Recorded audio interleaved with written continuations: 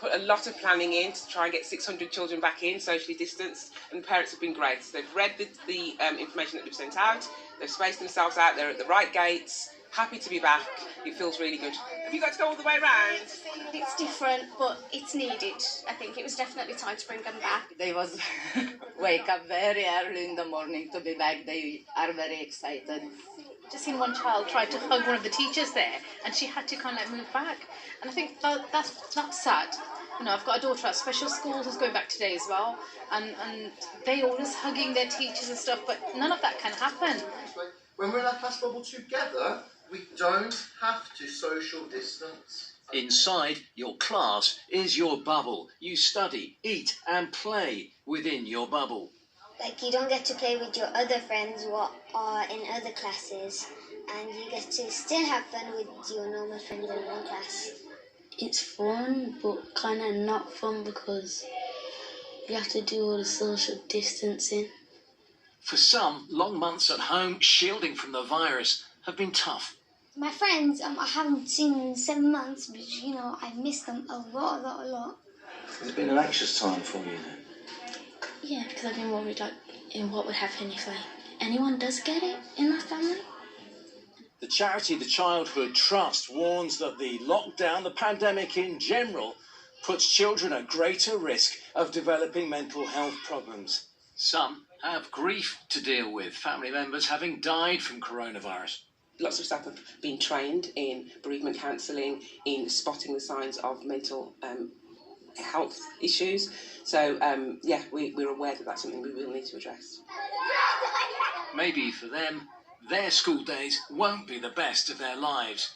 But whatever comes next, they're facing it together.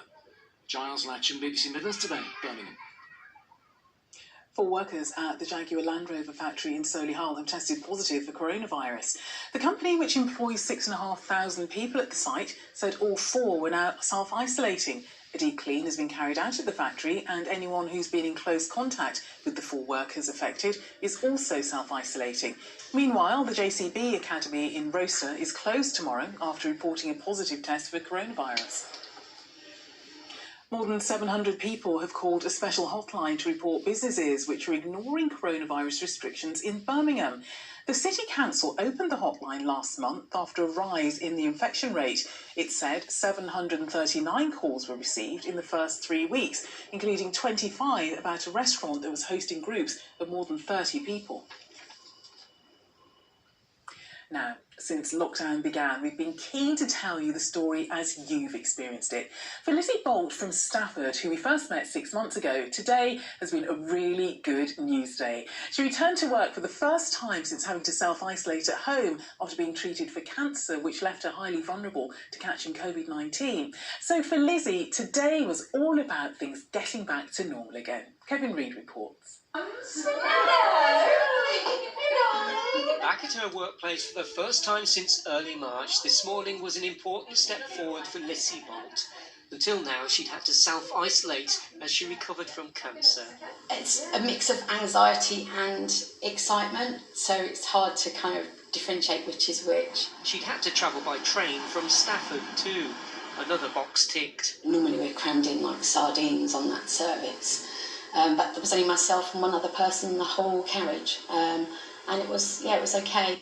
Her cancer was in her head and neck and had spread to her lymph nodes, and she had to live separately from her partner during self-isolation, even though they're in the same house. I had about 220 hours of chemotherapy, 30 sessions of radiotherapy.